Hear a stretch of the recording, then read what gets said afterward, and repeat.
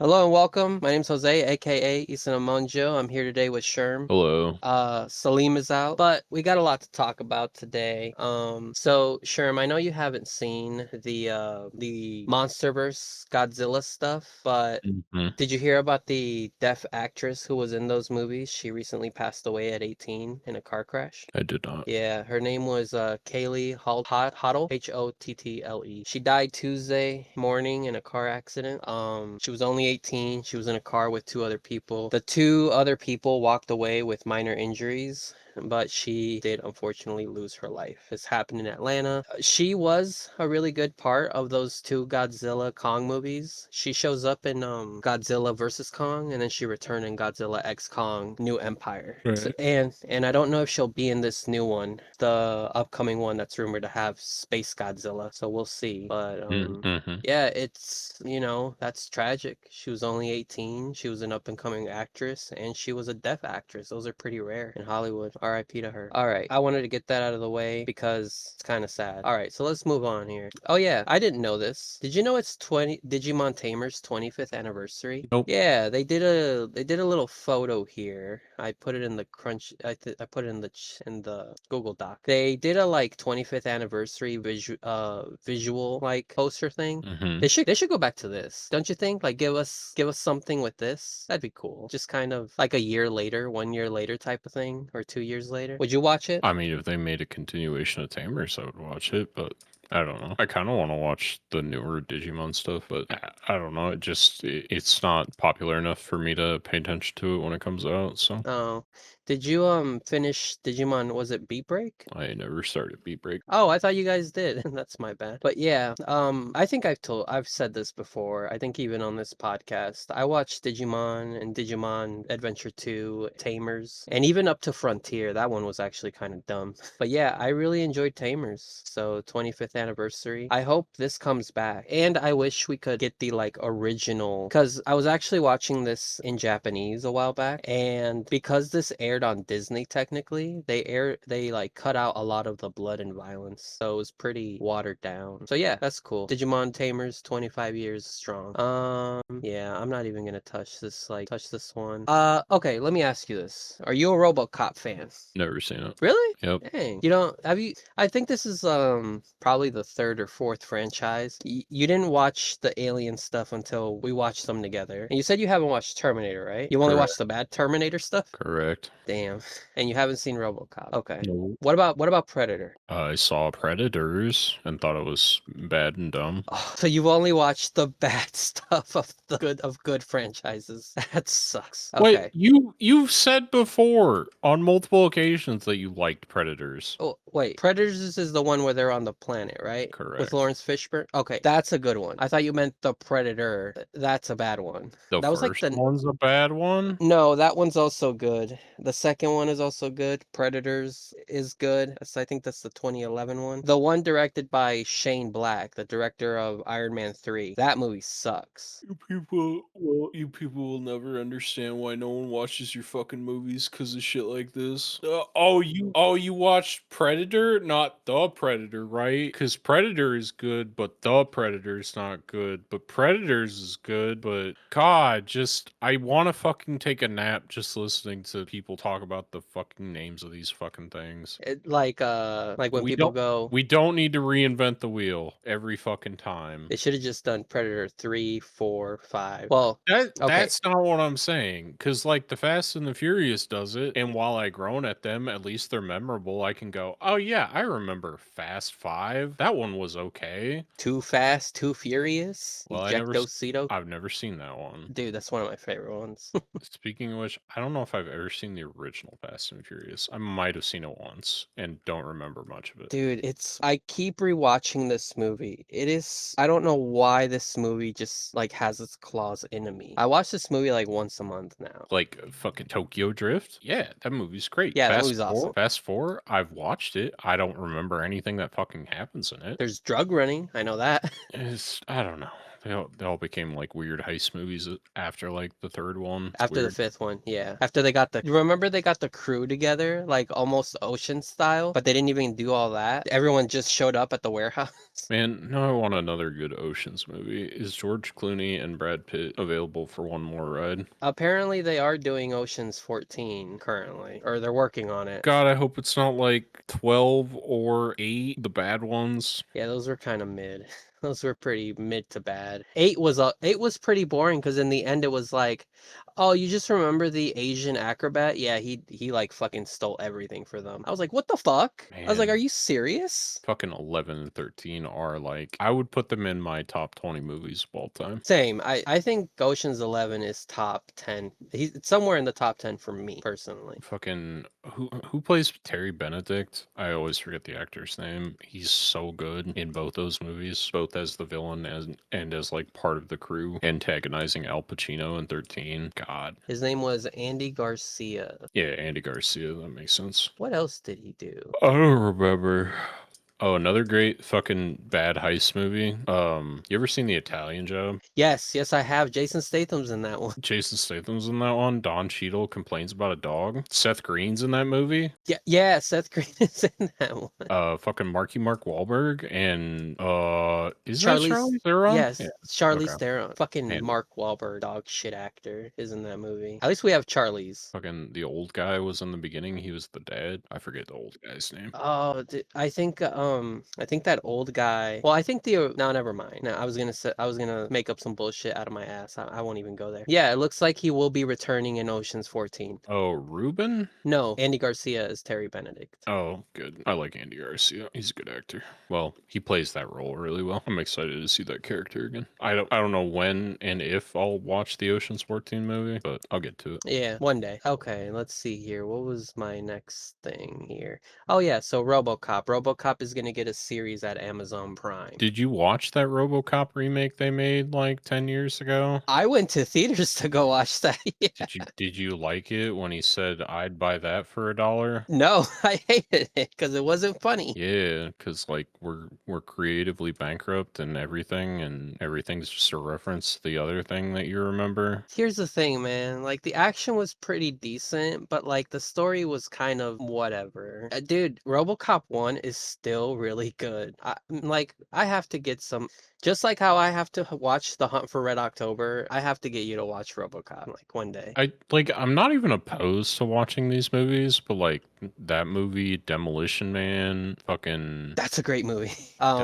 Demolition Man, Predator, Aliens. Like I'm not opposed to watching these movies, but I'm just gonna look at them with a critical eye and go, I don't know, this is whatever. It's not bad, but it's not good. Total Recall with Schwarzenegger. That is such a fucking dumb ride of a movie. Same thing with The Fifth Element. That's a fun dumb ride. It's like these movies aren't prestige. They're just like blockbuster, like big movie. They're just a big blockbuster movie that's Yeah. supposed to get you to go, that's pretty cool. Yeah, it's kind of like how the Expendables was, where like everyone was like, "Oh man, did you see the Expendables?" The Expendables 3, and I was like, "Dog, I haven't seen the first one. I just don't care. That's just like 18 fucking action heroes from like days past, and I don't give a fuck." They're all old. Yeah, they're all the old heads are coming back and they still act like they're the biggest, baddest thing. Yeah, it's like, do I want to watch fucking Sylvester Stallone and fucking Arnold Aura Farm against each other for an hour or 2 hours? No, not really. Fucking that third one has Chris Hemsworth's brother. Oh Fuck, yeah, what's his name? Liam. Yeah, and he like gets killed because Jean-Claude Van Damme like kicks a knife into his chest or something, and I was like, this is so stupid. I didn't watch the fourth one though. That one looks stupid. Also, Megan Fox is for some reason dating Jason Statham's character. I was like, yeah, I'm not watching this. That's where I tapped out, was that fourth one. All right, let's move on from that. You want to hear the biggest bullshit I heard or saw this week? It says Kevin Feige says Marvel has movies planned all the way up to 2042, including major X-Men push and live action Miles Morales. Oh, What? good. Can I get Michael B. Jordan as live action Miles Morales? Old man Michael B. Jordan. Well, What? What are all we right. doing? All right, which young black actor are you gonna have be the Miles Morales? Well, 2042, we're in 2026, right? Who was just born? Let's look at that. Because Come on, how old's Tom Holland? he's 30. He's my age. I think we were born the same year. Yeah, you could have a 30-year-old play Miles Morales and make it believable. Let's see what. Oh, he's a June 1st. Okay, so he's got like a couple months on me. But yeah.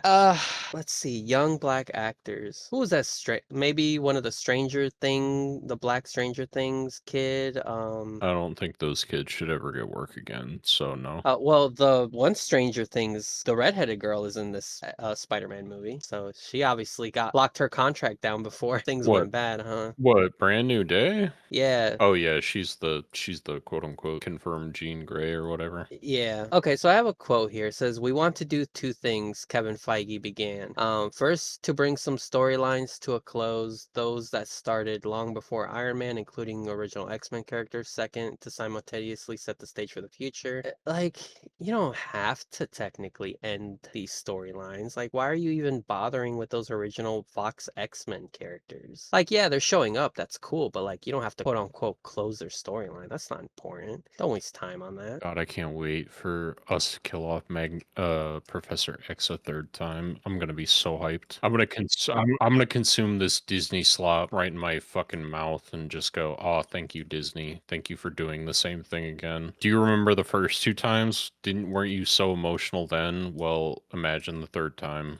I had to think. Okay, they killed him twice. Which ones? X-Men 3 and then Logan. Yeah, yes. Because he only Speaking of a movie I've never seen that I need to watch, I need to watch Logan. really that one's great. I love that movie. That's a good movie. It's a bad adaptation of the comic though. In the comic, Wolverine Logan, he's a pacifist, so he never pops the claws until obviously he has to, and when he does, it's pretty great.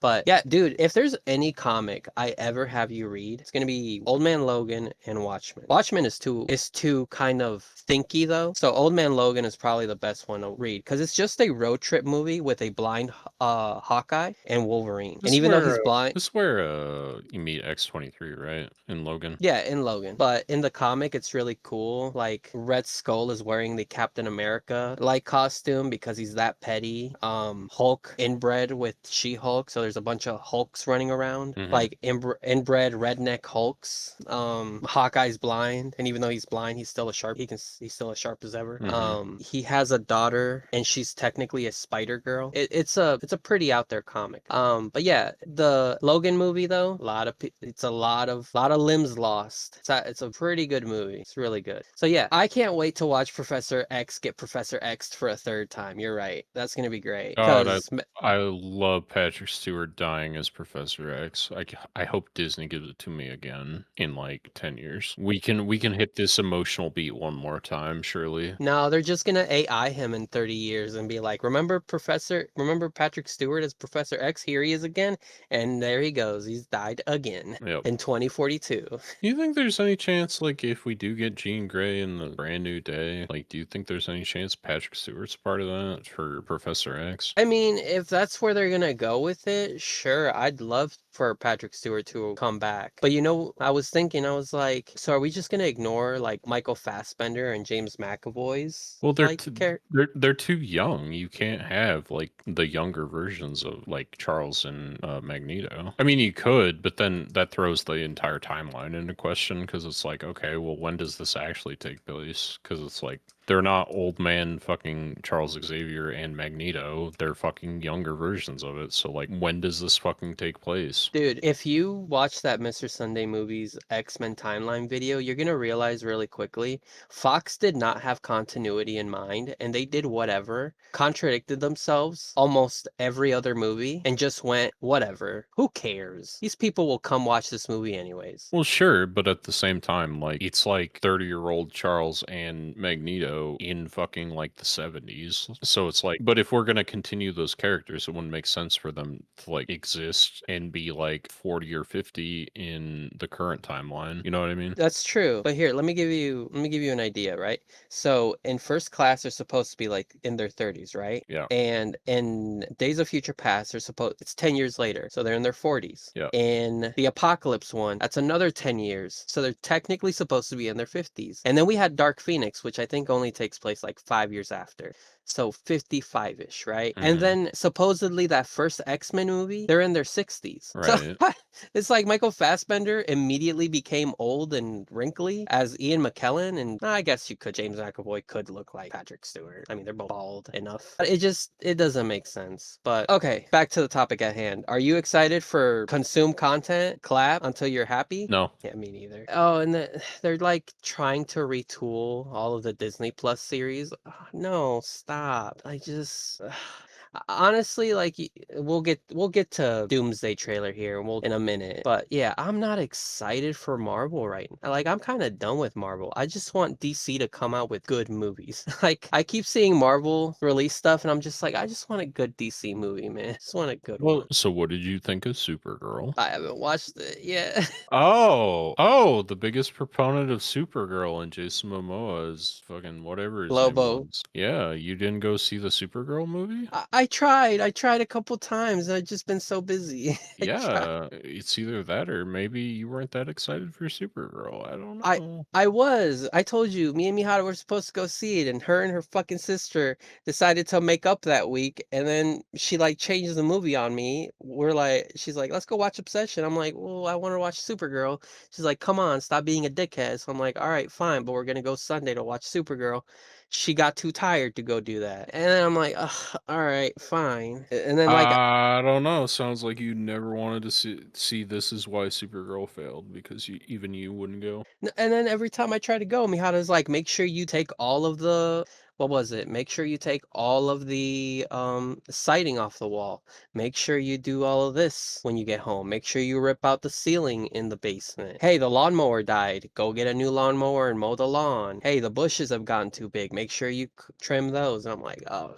Then once I'm all done, all I want to do is sit down at home. So Dude, what I'm you're saying is you also hate Supergirl. I understand. yeah, you're right. Fuck Supergirl. Fuck Millie Alcock. See, I fucking knew it. No, you know I love Supergirl. She's one of my favorite characters. I love Batgirl too. Her Burnside outfit is one of my favorites. Fucking Poison Ivy, Harley Quinn relationship in DC has been great lately. So I am pretty sad that I didn't get to go see this fucking movie. Like I tried. Even last week I tried to go and Mihara was like, the sighting still needs to be taking off. I'm like, come on, man. Well, it is unfortunate. I was excited for this movie and I did not go watch it. I am the problem. You're right. I am the fucking. You know, I should. it's because you hate women. It's okay. Yep, you're right. You're right. I hate wham. Okay, so let's move on from that.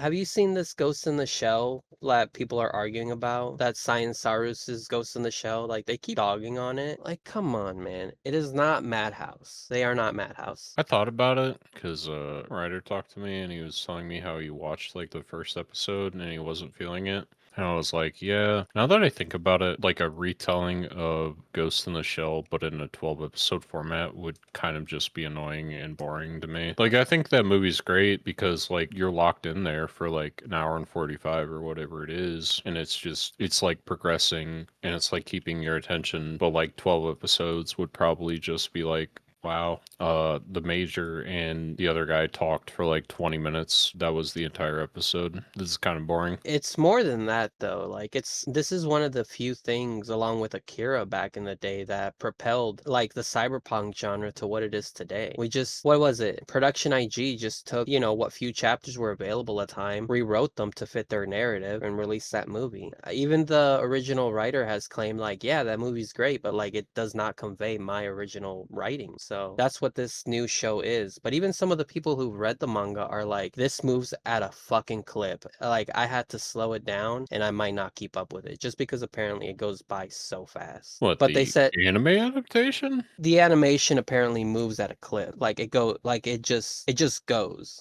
So to a manga reader who's like used to kind of going at their own pace and seeing the detail, just seeing the major fly around, apparently they're like getting like jet lagged. Like they're getting whiplash, I mean. But I mean, I've watched a couple clips. I haven't been able to sit down and watch this yet. Like I told you, this is my most anticipated show of this season. But the clips that I've seen, I'm like, I just need to sit down and watch this now. But no, like it looks great. And like, you know, Dandadan did Science Saru did Dandadan. They did the Scott Pilgrim anime. They did Devilman Crybaby for Netflix. They're a good studio, and I've been excited for this since it was announced. So I should get to it at some point. But you don't think you're gonna get to it then at all? Maybe. We'll see. Did you watch the little clip they had here on Twitter? Like the comparisons between the 1995 film and the new one they did? All right, let me look. Like, yeah, that Production IG one still looks gorgeous. It looks so good. But like the other one is just as good in my opinion. Man, this is such a nothing clip. What the fuck am I supposed to compare between the two? I guess the animation styles. I guess that's what people are arguing here in the IGN comments and apparently on Twitter. I mean, I guess. Yeah, it looks different. Oh no. Does it look worse in your opinion, or is it like a whatever because it doesn't give you more to go off of? It's fine. It's just like it reminds me, like every time I see it, I just keep thinking of that Ranma half remake they made. It just looks like that to me. Like it's not bad, but I don't know. It doesn't. I don't understand the people that are just like, yeah, They gotta be.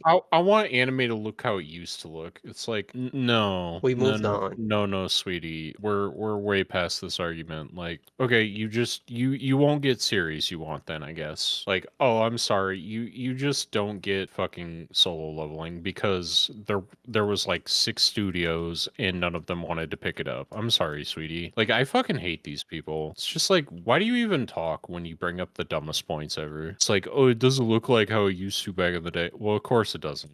If it was back in the day, like, this probably wouldn't have gotten made, and you probably would have been sad about it, and then you would have bitched about something else. Yep. And if they remake Akira as an anime and adapt that fucking that fucking manga to a T, people are gonna be upset about that because what's his name? Tatsuro, or you know, the one with the kinetic with the psychic whatever it was, right? He like gets dissected and put into a jar. The whole blowing up Neo Tokyo doesn't happen as far as I'm aware, if I remember correctly. Like there's a series on YouTube. It's like, what's the difference? And they did that like between the manga and the movie. It's like they completely diverge, I think, after like the first 10 chapters. So, or 20, 30 chapters, whatever it was. So, I mean, I like these new adaptations. I like the faithful adaptations to the original manga, the original source material. But like, you know, how come people, and then I think about it this way, how come people aren't upset that we didn't get a faithful adaptation of the original Avengers meeting, you know, the original Avengers from the comics from 1964 or whatever it was? Why wasn't Iron Man in his stupid like garage Iron Man suit? Why wasn't Thor wearing his little wings? How come we didn't get Wasp and Ant-Man? You know, like people aren't complaining about that, and that's because, you know, it's a different adaptation. This is a different adaptation. So like these are just, even that original Ghost in the Shell was an adaptation of an ongoing manga, just how Full Metal Brotherhood was an adaptation of an ongoing series at the time. No, sweetie. Full Metal Alchemist was the adaptation. Full Metal Alchemist Brotherhood was after the series was over. In the manga, right? Full Metal Alchemist Brotherhood. Full Metal Alchemist was released after the manga had concluded. That was the quote unquote remake of original Full Metal, which is like they caught up to the source material and then had to write a different ending because the mangaka didn't give them the ending. Okay, so and that one ran between 2003 and 2004. Okay. That sounds right. Yep, Full Metal Alchemist ran between 2003 to 2004, caught up to the manga. We're not given the original ending. They had to do their own thing. See, that's an adaptation. And then Brotherhood came along, adapted it, you know, 1-to-1. You know, the only reason why people don't give people don't give that one a bunch of shit is because Brotherhood literally came out like only like a couple years after the fact. Oh, I give that one a ton of shit. That one's kind of ass. Like a lot of story points just or a lot of things just don't make any sense because you can tell they're going off the source material to like write the ending. Oh, okay. In the original run, right? The 2003 run? Yeah. Yeah. So see, it's that kind of thing. Had Full Metal Alchemist been beloved, a remake only a couple years after like this run, people probably would have been up in arms about it. But Full Metal Alchemist Brotherhood is so beloved, people don't dare dog on it. Yeah, because it's basically perfect adaptation. Exactly. And I think that's what the Ghost in the Shell guys are trying to go for. I haven't read the manga, so I can't say for sure though. I'm only speculating. Only speculating. I wish I was still in touch with that guy in my old WoW guild that was so into Ghost in the Shell that he named his character Makoto. Oh, I wonder what he'd have to say about this adaptation. I wonder if he'd love it or hate it. Might be able to. I think I'm still in that Discord, maybe. Might be able to look. Okay. Well, if you send him a quick message, you don't have to. But if you do, I wonder what he has to say. All right, let's move on from that. I guess I said my piece. So you remember I was talking about fucking Yellowstone and Yellowstone spin-offs last week? Yeah, the windmills are actually worse for the environment. That's Landman. But Yeah, yes, yes. yeah, Billy Bob Thornton, he's going to tell you how the windmills are actually killing the environment. Let me tell you here, girly. Yeah, let me tell you here, Big City Slicker. You don't understand. The carbon footprint of the windmill is only good for 10 years, and it takes 8 years to offset the carbon footprint. All right, Billy Bob, let's calm down. So the guy who created that show along with Yellowstone and he actually wrote fucking what was that movie? What was it? Day of the Soldado was the sequel. Day of the Sicario. He wrote Sicario. Apparently they changed the ending and he was pretty pissed about it. It's got Josh Brolin and Benicio del Toro. Have you watched Sicario? Nope. Dude, it is an amazing movie. I think you'd really like it. It's by the Dune director, at least the first one. He changed the Dune director did change the ending from what this guy originally had written, from Emily Blunt's character getting raped or something, to change it to what the ending was in the movie. And he was like, I fucking hated that. Why would they change my writing? Anyways, I think you remember we talked about this like a couple weeks ago about how Call of Duty was getting the movie adaptation. Well, at the time, I did not know, but Taylor Sheridan, whatever his fucking name is, and Peter Berg, they're both co-writing this movie together, and they have chosen Call of Duty, the Modern Warfare universe, because apparently the Modern Warfare universe and the Black Ops universe are different universes. This is so stupid. And they're going with the original Modern Warfare universe. They're not going with current Modern Warfare universe. This is so stupid. I see where you were getting upset with me earlier about that Predator thing. You can't watch The Predator. That's a bad one. You have to watch Predator, the good one, but also Predators, the good one. But also don't watch Predator 2 because that's a bad one. I like that one. I like that one. It's not great, but I like that one. It's the same thing. It's just I can't. If like I understand why most people don't get into Fate, and it's because there's an explanation at the beginning of it of, well, you're gonna want to watch them in this order. It's like I totally respect that. I think you should still watch Fate, but if like just the watch order is putting you off, like I totally understand. It's how I am with movies. It's just like, if I gotta go online and look up, like, well, don't watch this one. This one's a bad one. Watch this one instead. But you're gonna miss some things from the bad one because the bad one's still canonical in the universe. It's like, God, I fucking hate this. I'm just not gonna watch any of them. Yeah, that's how.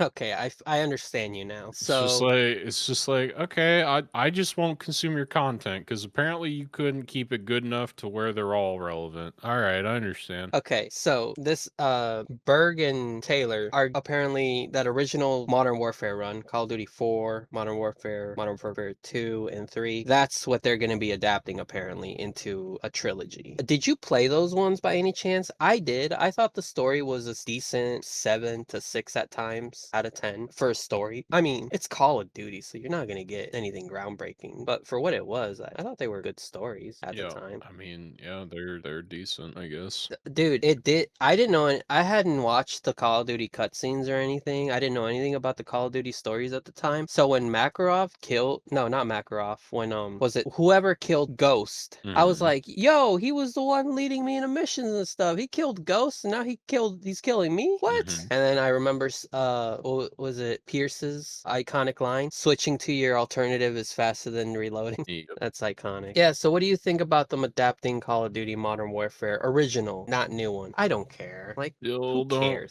Still don't care. Why do this though? Like, seriously, no one's gonna watch it. I wouldn't. Money. Yeah, Call of you're Duty right. bros will be sitting in butts in seats and go, God, I remember when Modern Warfare was good. I can't wait to watch this movie that's just gonna nostalgia bait me over and over again. And they're gonna change a bunch of things, and I'm gonna get mad, and I'm gonna come out and say this was, dude. They're gonna add like a couple God, minorities in this movie, and they're gonna be like, this is fucking woke as shit. God, I hope Elliot Page is in it to piss him off.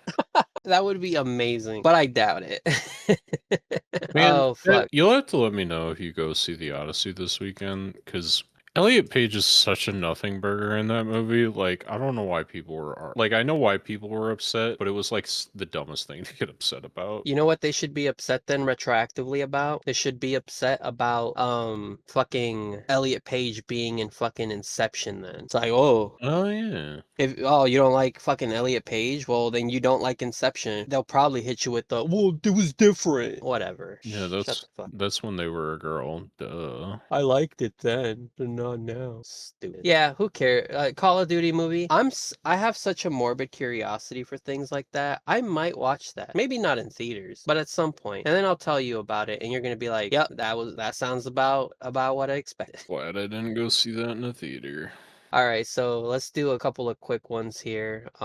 Street Fighter 6 has fragrances, and you can smell just like Juri, Ed, and Ingrid. Let's go. I always wanted to smell like Jury. You think it'll smell like her feet? God, I fucking hope so. If they don't put the feet smell in, they're doing something wrong. They don't know their own audience. Oh man. So I was kind of morbidly curious about it. I might see where I can pick that up later on. And then here's I don't think, well, let me ask you, what do you think about this? So the planned sequel for Fate, is it Khalid? Linear Prisma? Ilya? Is that how you say it? It's like Kaleidoscope. Oh, Collide.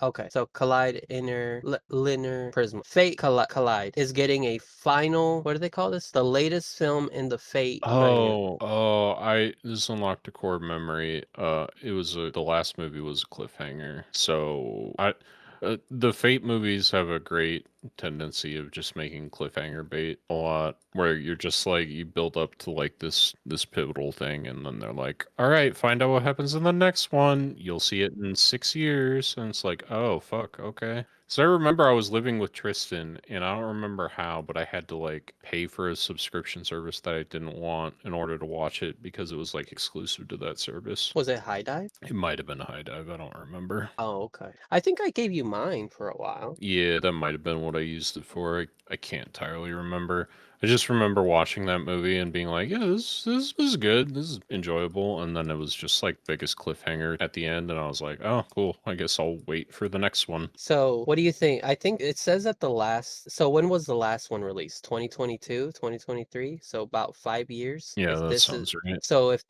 this next one does release on the 2027, it would have been like 5 years, 5 or 4 years. Okay, the first work was announced in 2021. Okay, so yeah, what do you think? Are you excited and ready to finish the ending here? No, not really. I can't even remember what happened in that last movie. So for this podcast, we'll have to rewatch the show and movies. Look, I'll tell you right now. Well, you watch Gushing Over Magical Girls. I did. It's worse. What? It's worse. Serious? In order to refill their mana, they must exchange bodily fluids. That sounds gross considering the character designs look like little girls. Yeah, look, it's for an audience. I was there for Fate and Magical Girls. I was not there for the other bits. You get to see Rin and Eresh Kriegel as Magical Girls, and that was pretty sick. I like Ilya, like, as a character. I don't like the fact that she's, like, hypersexualized, and same with, like, her twin fucking Kuro, or whatever the fuck they call her. I forget. Is that the black-haired one here in this little poster? It's the dark-skinned version of Ilya. Oh. It's like a clone of her. I forget exactly what the lore is. I'm sure if Salem was here, he'd be able to give us a little more Salem lore. Salem might remember more of the Prisma Ilya lore than I do. I just Okay. You know what? I would probably take the plunge into this just to see, because like I've watched two Fate things now. It's that Fate Blade Works Unlimited movie. It was the movie. I didn't watch the show. You're doing this to rage bait me. I swear to God. No, there's a movie, and then I watched the original. Fate The Stay Night Unlimited Blade Works, not Fate Blade Stay Night movie. Come on, man, just get the name right. Fate Stay Night Unlimited Blade Works. Yes, but it was the movie version. Oh, so you watched the bad version? Got it. Yeah, I did. Even though we told you not to watch that version, still watched. Well, I was just kind of curious, so I'll have to watch the actual show here. My brother started watching it, and he said, "Damn, the first two episodes are like 40-minute long." Yeah, they used to do that back in the day in Ufotable. I mean, it is ufotable, so I should probably get to it. I mean, at least the animation will be great. So, all right. Story's pretty good too. Okay. You give it? Do you give it high praise? I liked, trying to think. I think I liked Zero better than Unlimited Blade Works. And then the movies were like better quality, but I didn't like the story as much because you have to remember that Heaven's Feel, well, the three movies associated with the Fate Stay Night universe are a retelling of the events of Fate Stay Night. Oh, the routes, right? Yeah. So like the movie that you watched is the Saber romance route. The Fate Stay Night Unlimited Blade Works anime is the Rin romance route, and then the three movie trilogy, Heaven's Feel, and I forget the other two. Those are the I can't remember her name. I always call her Trash Can. Is it the one with the, what'd you say? Roaches or maggots? Yeah, she's got the maggots inside her belly. Oh. I think her name's also Sakura. That makes sense. Oh, okay. So here's what I've watched. I watched the Fate Stay Night 2006 series. I watched Yep. that one. Told you not to watch that one, and you watched it anyway. Good. And then I watched Unlimited Blade Works, but the movie version. Okay, so you watched the Studio Dean movie. And that's about as far. And I watched a spin-off where what's his name? What's the main guy's name? Shiro. Shiro. I watched a spin-off where Shiro is just doing a slice of life where he's cooking for Saber, he's cooking for Sakura, he's cooking for Rin and the Von Eisenberg girl. Ilya. Yeah, Ilya. He's cooking for the teacher. So it was basically it was just like him cooking. They were like 10 minutes a pop. And I just kind of needed something in the background to watch while I was editing. It wasn't bad. The animation was pretty and it was a very slice of life and stuff. But those are the three Fate things I've watched. Would you say I'm watching Fate wrong? Yes, absolutely.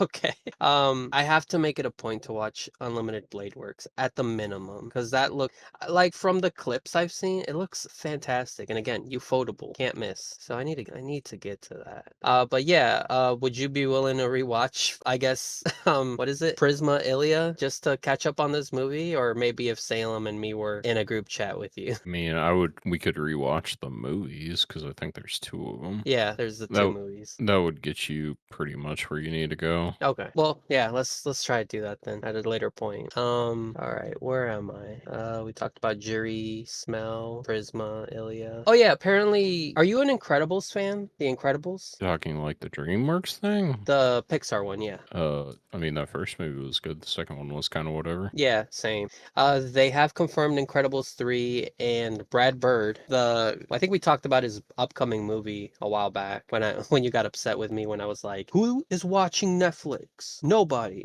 Yeah, his Ray Gun movie. I don't know if you remember that. Mm-hmm. He says that they are in pre-production to start Incredibles 3, and he says that they will not be upping the ages of the characters. They're just gonna kind of stay, I guess, the same. Man, we fumbled the Incredibles at every opportunity, haven't we? Yeah. Let's see. I think one of the things that I hear a lot of people want to see, I would love to see this idea of seeing older versions of Dash, Violet, and Jack Jack. Is that something we can finally expect in Incredibles 3, or do you think that we're going to stick with what 1 and 2 are in that respect? Brad Bird, if you lose that, you lose the archetypal aspect of it, and that's something that's most important to me. In other words, they were meant to represent parts of life you go through. So they're probably going to stay the same as the first two. They won't age up, I guess. Boo. I really enjoyed that first Incredibles movie. I rewatched it recently and it's really good. And that second one, you're right. I don't even remember because I watched it. I watched them back to back. All I remember is that Miss Incredible for some reason just gets thicker in that second one. That's about it. I'm not trying to I'm not trying to make a joke. I'm just saying like she was just thicker. I don't know. But I think one of the long running jokes at the time in the 2000s was how do Fox keep messing up X-Men when Disney literally did X-Men with the Incredible I mean not X-Men, Fantastic Four. Disney did Fantastic Four with the Incredibles. Would you say that's kind of true? At least in the first movie's respect? I mean, I don't think of them as like a similar property, but it's a decent analogy, I guess. I don't know, like I don't think of the Incredibles as like a version of the Fantastic Four. They're different enough for me. Yeah, I wouldn't either. Powers are different. They kind of have similar things going on in respects to family and like how to lead. But I mean, other than that, it's like, you know, three of the characters are kids. Every one of the Fantastic Four is an adult. Mm-hmm. So yeah, they are different. So yeah, I mean, I'll probably check this movie out. Probably not another one I'll go watch in theaters, but I mean, we'll see. We'll see. Okay, so do you remember we talked about Katsuhiro Harada a while ago? How he took Yeah. those pictures at Waffle House? Yeah. So apparently he got invited to a cookout, but he misinterpreted that as him getting cooked, and he was like, "Oh no, I'm cooked? How? Why?" But people were like, "Nah, man, you're invited to the cookout." And he was like, "Oh," and he's like, "Well, if somebody invites me to a cookout and I'm in the area, I'll be there." It's just funny how this guy is a true uncle. Like I think we talked about it last time. He just seems like a cool dude. I'd love to meet the guy one day. Mm-hmm. I just wanted to bring that up because I thought it was wholesome. Now, here's another article I kind of wanted to bring up. Nintendo keeps getting rejected for their lawsuit, and the what is it, Japan Patent Office has at this point told them, stop, we will not approve your patent of throw object at monster to catch them. Too vague. So I really think it's funny how the Japanese government basically came down on them and told them that's enough, it's too vague, And no. yeah, I mean, yeah, because like, what isn't it Yokai Watch? Don't they have a similar like thing for catching like the yokai or something? Yep, Yokai Watch has a similar thing. Obviously, Shin Megami Tensei, you don't throw anything at them, but you still collect monsters. I mean, if you think about it in Persona sense, you do kind of shoot them or hit them, and then they become one with you. And I think it was Dragon Quest that kind of started the whole collecting a monster. You couldn't use them in battle or anything, but you basically collected them. So yeah, I don't know what fucking I think Nintendo and the Pokemon Company just really wants to stick it to Pal World, and they're trying to do this like really shitty thing, which is like copyright a mechanic that's been around for a while already. It's kind of stupid. It kind of reminds me, do you remember when the Fine Bros were like, we're gonna patent React? And everybody dogged on them? It just reminds me of that. This reminds me more of Warner Brothers deciding they were going to patent the Nemesis system, and then we were robbed of the Nemesis system changing video games for years. Oh, yeah. See, it's exactly like that because what sucks is that they invented it, patented it, and have been basically sitting on it. Yeah, because like Doing they put it in that second Shadow of Mordor game, but after that they haven't done anything with it. Like there was Yeah, talks that they were going to give it to was it a Arcane? Wonder Woman game. I remember that. No, it was the Batman studio that had Batman for a while. Oh, yeah. There was a rumor that Rocksteady, the Batman guys, Rocksteady, that's right, yeah. there was a rumor that they were going to use it for like a Wonder Woman game or something. And then it turned out they weren't even doing that. They were working on Suicide Squad Kills the Justice League, mandated by Warner Brothers. So they could try and get a live service game out that they could milk for years. That game didn't even last a year. So yeah, fucking terrible. These patents, like in terms of video games, definitely do hurt the video game industry. As if the video game industry wasn't becoming a dystopia currently in the world we're living. I don't know, man. How are you with video game? What's your relationship with video games right now? Because mine is, it's kind of like a marriage that's run its course for me. At least with like new stuff. Like I think I'm done after this generation. Maybe. I don't know. It's such a broad question. I don't know how to answer that. I mean,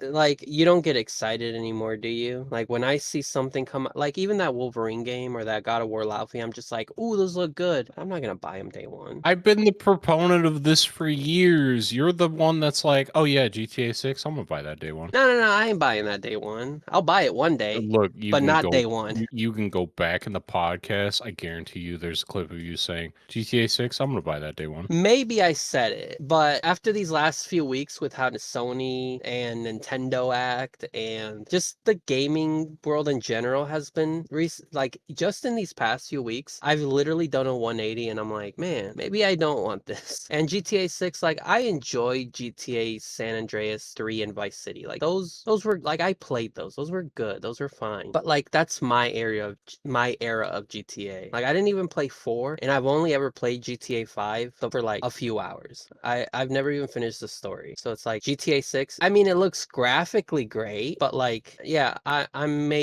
was maybe too trigger happy and maybe I jumped the gun. Let's go with that. Maybe I jumped the gun to say that. I'm doing a 180. I'm backtracking. I'm walking back what I said if I said it. How about that? I don't get the excitement for like big AAA games anymore because they don't come out like I don't mean to make it sound like old video games came out better, but it's just like I don't see the point in buying something day one. Like the only thing I've ever bought day one, and that was more of an impulse thing, was Monster Hunter Wild in like the last 5 years. And honestly, like that game ran like shit on PC and like I didn't have problems, but a lot of people did. So it's like it was a bad precedent for me to even buy it on day one. It worked out in my favor, but like if I had a worse running PC, like I would have been disappointed. And again, I would have been proven right by like saying I shouldn't buy things on day one. So Okay. it's just like I don't get excited for things. Wait like 3 months at least to make sure the game is fucking running in a running state. Like you don't want to be the guy that went out and bought Cyberpunk on day one and then realized it ran like fucking dog shit. Yeah, that was our friend Tristan, I think. I think he bought it day one. And he was like, yeah, it's broken. And he bought the Xbox One version too, I think. And I was like, damn, I heard that shit was trash. Like on last gen consoles. I mean, it'd be the same as like when they released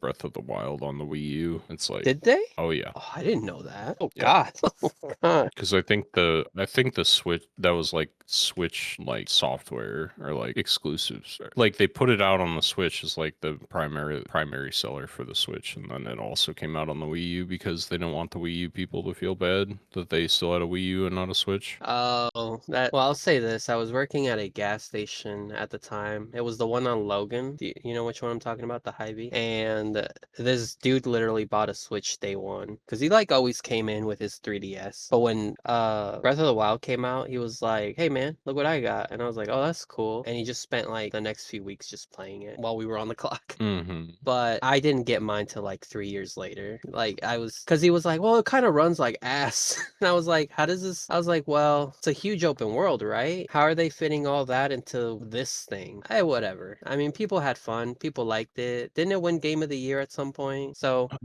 Yeah. I mean, like I've said before, Nintendo cultists will buy Nintendo product. They're like Disney adults or Marvel people, which I am not. No, I'm you're not a DC person. yeah, yeah, I am. But even then, like, I enjoy all spectrums of entertainment. I would call myself a professional media consumer. Like, yeah, I'll just start calling myself that, a professional media consumer. I haven't been consuming as much media as I'd like, though, recently, but that's what I would call myself. Because I don't stick to just one thing. You know me. Look at how many isekais I've watched. So many. All right. I was actually wanting to, like, hear your opinion on some of these shoes. So did you see that Converse is collabing with Dragon Ball? I like some of these designs, man. I like the Oh, Frieza one. oh, God. I know, man. But I almost didn't put this in here, but then I took a look at some of the shoes and I was like, the Cell one and the Frieza one are kind of tight. They're kind of fresh, as the 90s kids would say. I don't like the Goku ones. Those are pretty lame. Those are just orange. I think orange is a shit color anyways. The Majin Buu ones are also pretty good. Yeah, these sure do look like Dragon Ball inspired sneakers by Converse. I don't know what you want. I don't have a lot of opinions on this. I mean, you don't think any of these look any good or anything? That's really all I wanted to I know. think the Frieza ones probably look the best, but also they're gonna get dirty immediately because they're fucking white. That's the same thing I was thinking. If I picked up two, I would probably pick up the Frieza one and the Cell one. And those would probably be the two I would pick up.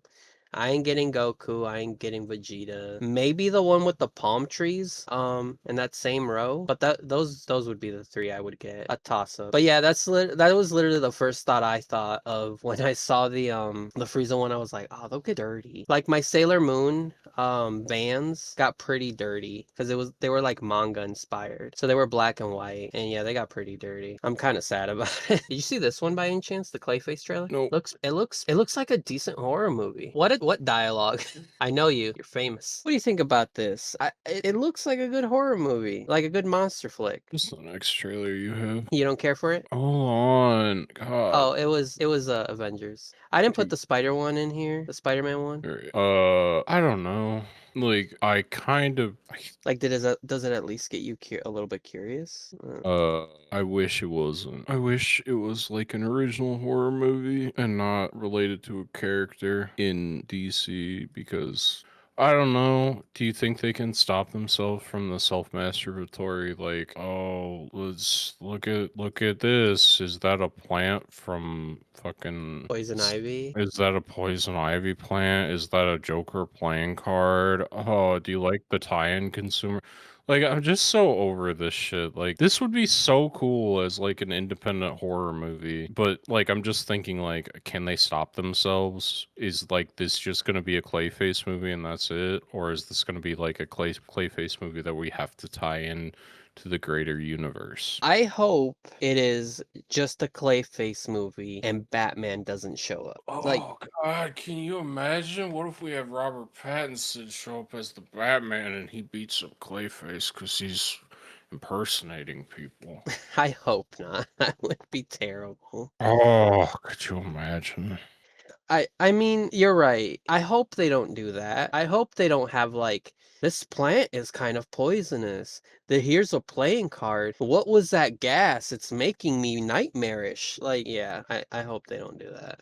I hope we just like if there's a reference in the background where it's a blink and you'll miss it and it has they don't linger on it, then I'm okay with that. But if they like linger on the playing card, then I'm gonna be like, bro, come on. So yeah, Yeah. I hope it's just a straight up Clayface horror movie where regular people have to deal with him. And maybe at the very end, post credit, after all the credits have run, there's a guy in a bat cave and they're like, sir, here's a file. Oh, who is this guy? Like you can just walk out. You won't even know about it. You don't have to stay for the if there's just that, whatever. But I'm out of there after the movie's done. I don't I don't have to see a guy in a bat cave.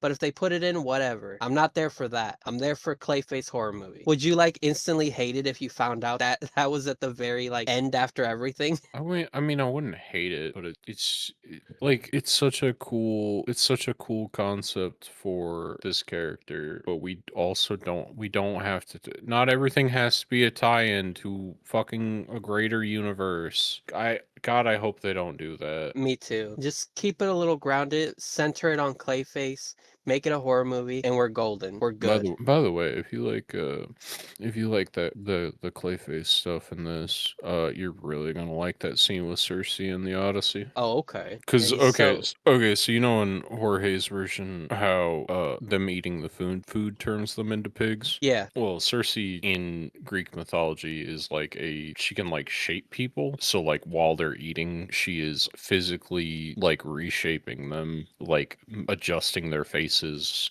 in like a body horror-esque way, and it's a really cool scene, if not a little bit disturbing. And this was in Nolan's Odyssey? Yeah, Oh, okay. it's honestly the coolest part of the Odyssey. It's the most like, hey, this is like mythological and weird and kind of creepy. Like it's the most Odyssey the movie feels, but then it's immediately taken away when you realize that like there's other monsters like the Cyclopses. It looks good, but they don't have the conversation that sets the entire plot in motion. Oh, yeah. Charybdis, the whirlpool monster, is just a whirlpool that they avoid. The entire okay, so you remember in Epic, there's the layer of Scylla. Yeah. Scylla's just a fucking monster with a bunch of arms that snatches 6 dudes off the boat, and that's it. What? Yep. Oh my god. Okay. I guess this is the Troy sequel, I guess. Sure. I mean, I don't mean to get too deep back into the Odyssey, but it's just like but the Cersei stuff was like the best. Well, the Cersei stuff in the final act with like Odysseus coming home was the best parts of the Odyssey for me. But I just thought since we watched that Clayface thing where it's like the weird body horror of him like learning like what his body is capable of, I thought I would mention. Okay. I'm you know what? You kind of sold me on this. I'll probably go watch it. Hopefully, unless Mihata's got a million chores for me. I mean, you can go ahead and click that Avatar one if you want. That was on my list. Oh boy.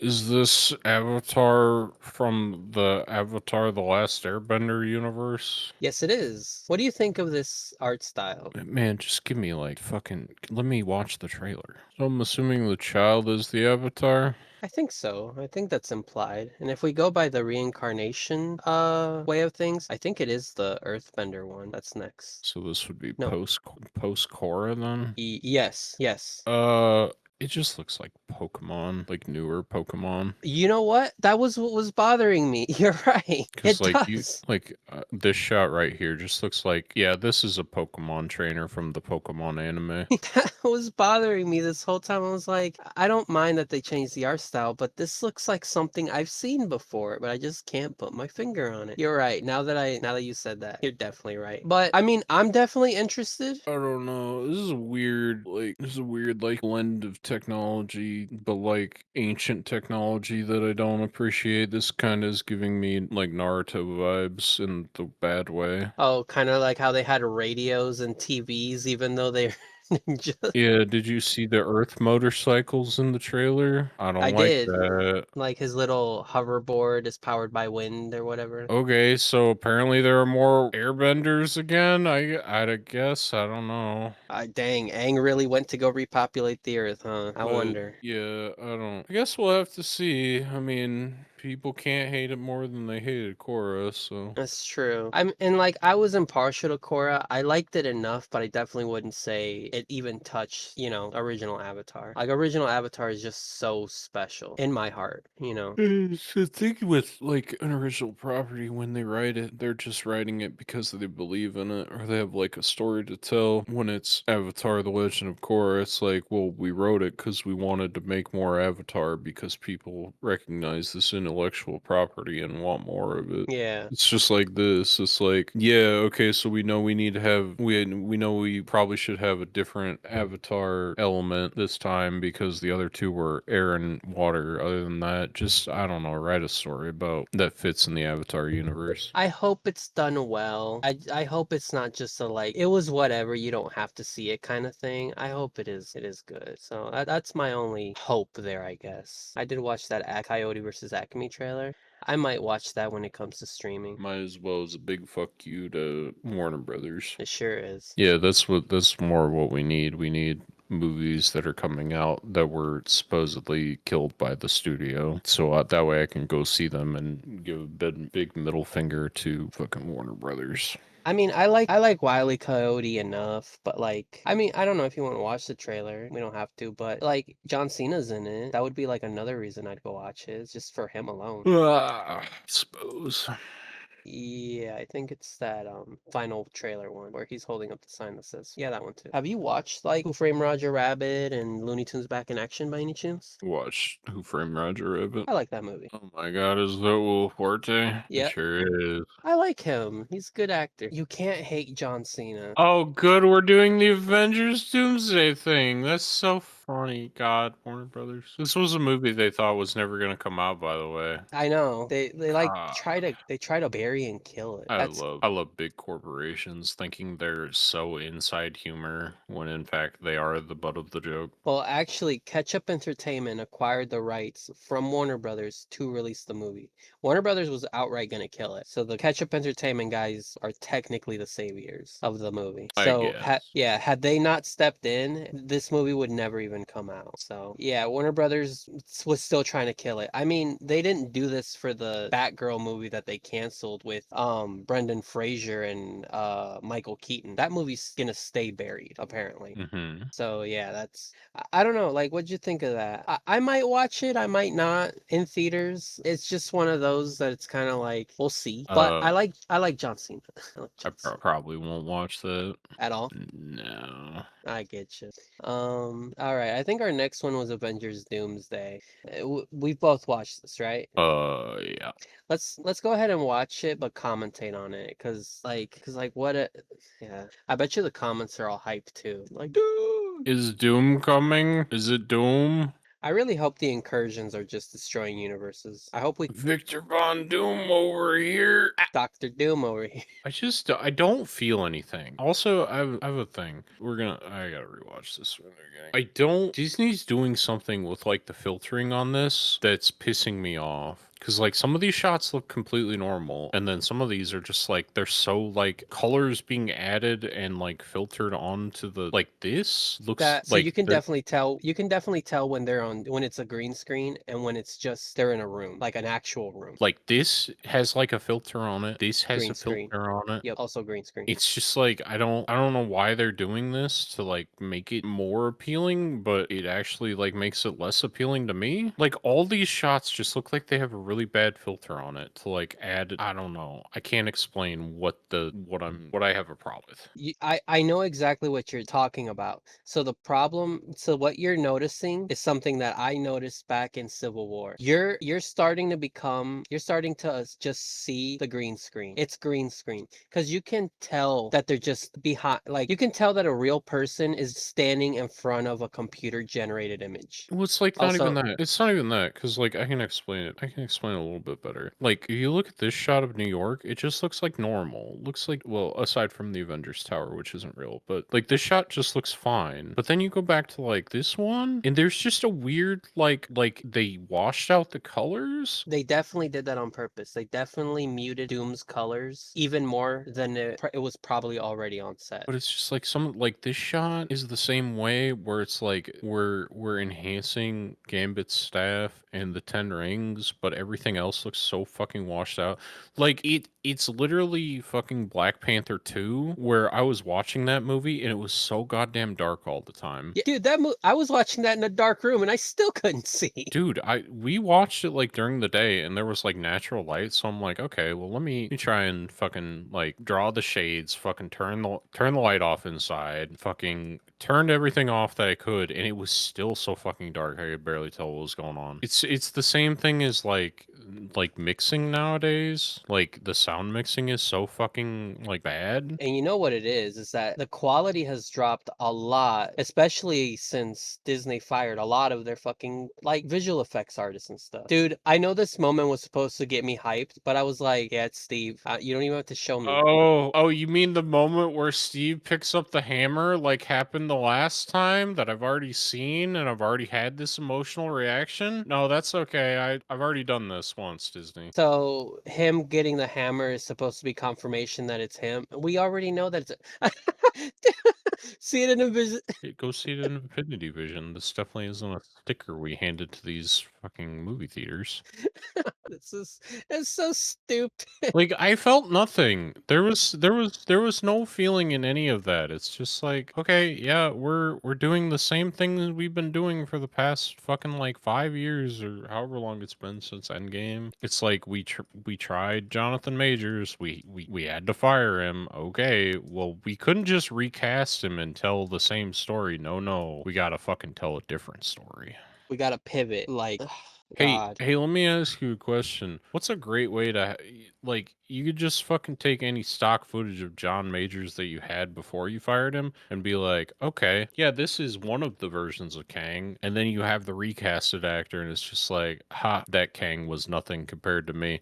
Bang, whole movie saved. That's what I was thinking. But the rumor is that yeah, he couldn't be recasted or whatever. Whatever, Disney, break the agreement, break the contract, pay Jonathan Majors just so you can fucking continue the storyline. Don't give me a bunch of mid to bad Marvel movies where the only two good ones were what was it, Thunderbolts and I know there was another one. There was another good one good one in the last like 3 years.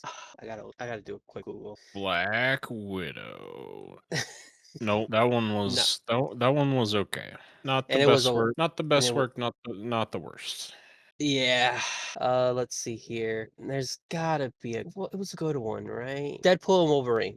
I mean, Guardians 3, yeah. It's Deadpool and Wolverine is such an antithesis of a fucking movie that it's annoying that it's even in the same conversation as like a good Marvel movie because it's like it's not a movie. It's just It's just fucking Deadpool being Deadpool, and an entire movie made around the concept of Deadpool being Deadpool. Okay, I'm sorry. Since the Avengers Endgame, the best ones, in my opinion, have been Spider-Man Far From Home, Shang-Chi and the Legend of the Ten Rings. Oh yeah, you remember when we let Shang-Chi languish for fucking like how long has it been since Five Shang-Chi came years, out? 2021, September 3rd. We couldn't get him in anything. Like he was probably the brightest peak of fucking the new Marvel stuff, and then they were like, yeah, no, we made that movie for China. We don't actually care. And then, yeah, so in my opinion, that's Spider-Man Far From Home, but I can't rewatch it because it just doesn't hit the same. Shang-Chi, I can rewatch that one. Spider-Man No Way Home, sure. Would you throw Multiverse of Madness in a good or bad or neutral?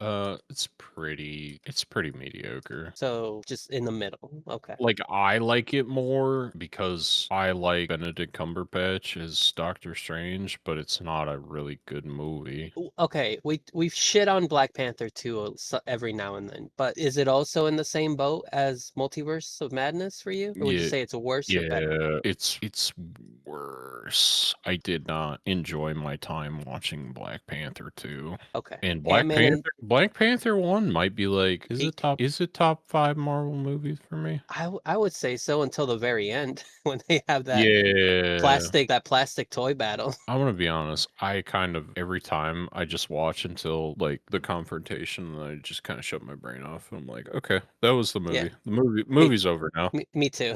Michael B. Jordan will be defeated, but I don't need to see it happen. Yeah, it's all right. I get it. Okay, Ant-Man and the Wasp, definitively bad movie. Bad. I would say forgettable more than bad. I don't remember anything about it, but I know I watched it. See, it's forgettable and bad for me. And we showed up late. Oh, I That saw was that with you. Yeah, that was my fault. I would say Quantum Mania is actively a bad movie. Yep. I haven't seen the Eternals, but I've heard bad things. It's honestly the most boring one. Like everyone is stoic, sad, and like British. It feels like a British movie, like a stoic British movie. I mean, it's not bad, but like it's not exciting, I guess. The Marvels is bad, and not because of the women. It's just a badly written movie. It's a poorly directed movie. It doesn't look great. It's kind of weird because it's like Ant-Man and the Wasp, bad. Guardians of the Galaxy 3, good. The Marvels, bad. Deadpool and Wolverine, good. Captain America, Red Hulk, bad. Thunderbolts, good. So Deadpool and Wolverine, not actually a movie, just a collection of fucking internet memes and Deadpool making references. yeah, literally. Thanks to Ryan Reynolds, fucking head ass.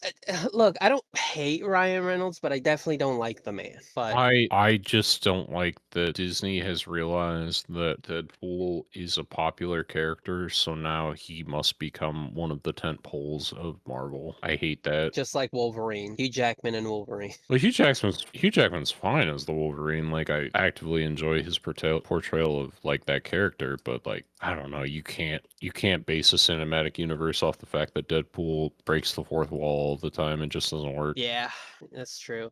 Actually, you know what I was missing here? Fantastic Four First Steps. That one is really good. That's a good movie. That one's pretty good. I was very surprised at how good that was.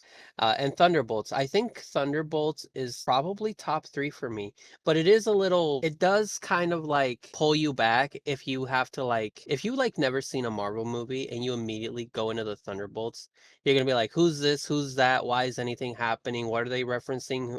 Who's this guy? Why does he have a metal arm? Who are these? Who's that? Why is she blonde? Why is she depressed?